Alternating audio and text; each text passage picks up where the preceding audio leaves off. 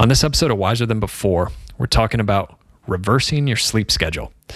This is an experiment I've been doing the past couple of weeks with some interesting results, so I wanted to make an episode to talk about it.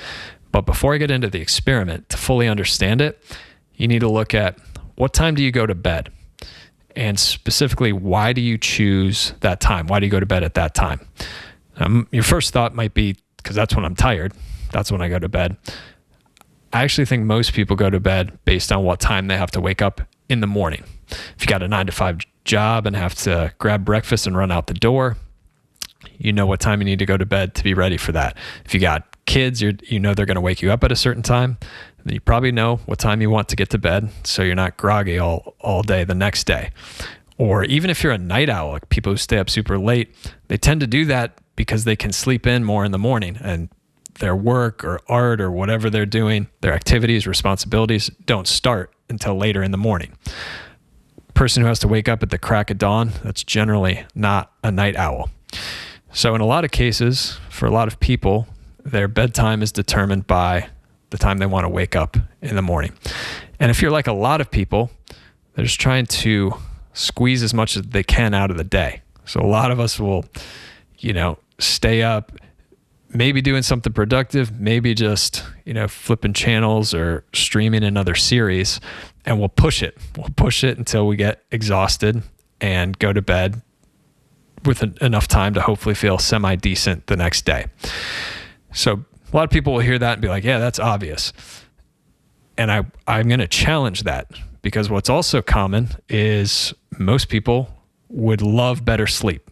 Most people would love to feel more refreshed, more energetic the next day.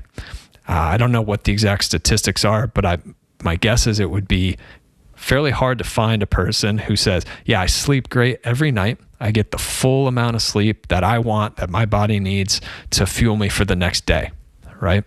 So if that's the case, then maybe our sleeping strategies aren't that great. And maybe what's obvious to, as far as bedtime and how long to sleep, maybe that shouldn't be obvious, because it's leading to pretty poor results. I mean, if you would offer me the sleep results of the average adult person, I wouldn't take it, because it's a mess. That's why people are always looking for these tips and tricks and tools and hacks to sleep better.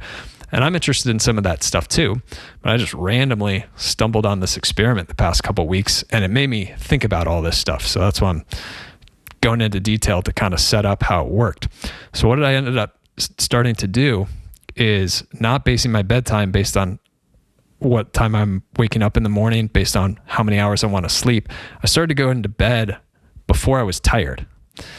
And it started out just as a random happenstance. Like, I didn't feel tired, but I also was just like, I'm done for the day. Like, I'm not going to do anything else. I don't want to work. I don't feel like watching anything. I was just kind of like, what am I going to do? I was like, all right, well, I guess I'll go lay in bed. And I just read a book. But I went to bed so much before I usually do that there was plenty of time, like read the book for 15, 20 minutes and then got sleepy and went to bed. And the next morning, I woke up before my alarm, felt better than I have in weeks, and had a great day. So the next night, I did it again.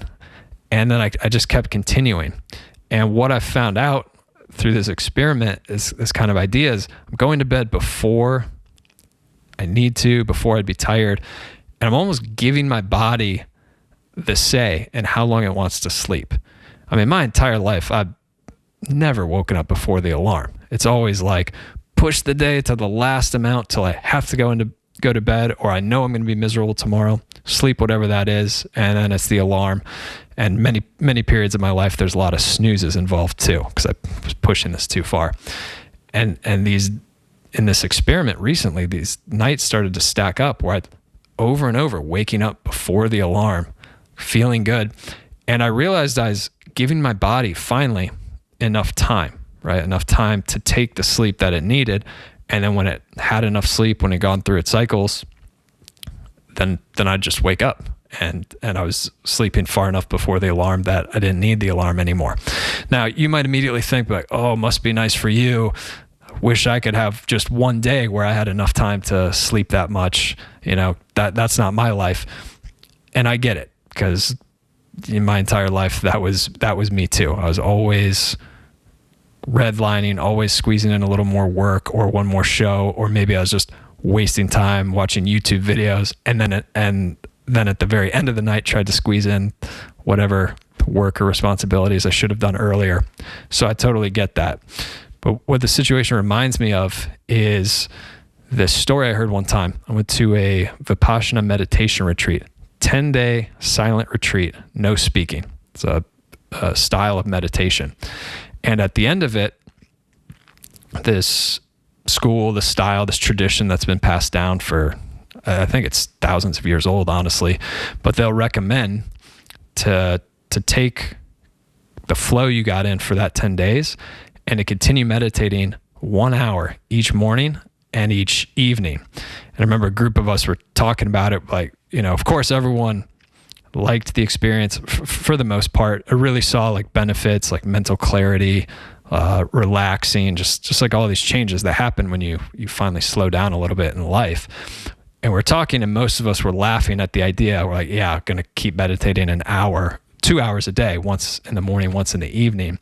And someone was there whose friend had done that same retreat like the year before. She told us a story that her friend did that. She kept meditating and followed it. And when she was asking her friend about it, she's like, how do you fit that into your day? Her friend responded and said, well, I don't know how I ever did without it. I've got more time in my day now than I ever did.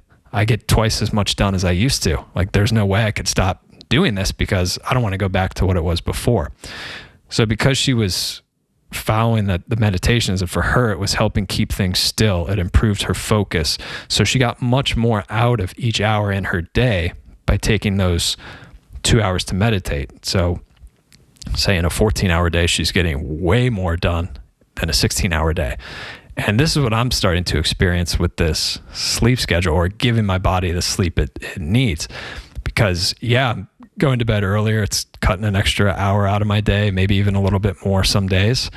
But I'm waking up like ready to go. I'm starting work at least an hour earlier and getting a lot more done. So by the time lunch comes, I'm already way ahead of schedule to what I'm used to doing. And that's another thing that kind of motivated me. I'm like, all right, let's keep trying this. So if you look in like nature, or even really little kids or infants who are more intuitive, like following the intuition or instinct that those animals or kids do, they do a lot more of this. It's kind of like they let their body start to guide the process rather than, what's my crazy schedule, or what habits am I in that I'm used to pushing my body, redlining it, squeezing the most that I can out of the day, which what I've realized the past few weeks, and especially this meditation story reminds me of, is actually you can get more done, get more out of the day by doing less, or by giving this time and attention to rest, recovery, and of course sleep falls in under that. So I don't know how long I'll continue the experiment. Right now, I'm really gung-ho on it, but that may not last forever. I may come to have a new opinion of it, but I wanted to share this idea. I hope at a minimum, it gives you a different way to think about your sleep and rest cycle. So it's not just dictated by the crazy world we live in or stressful patterns. You can choose it more. And definitely hope that a few of you try it out and let me know what your results are. I hope it helps. I'll see you next week for more episodes. Stay wise.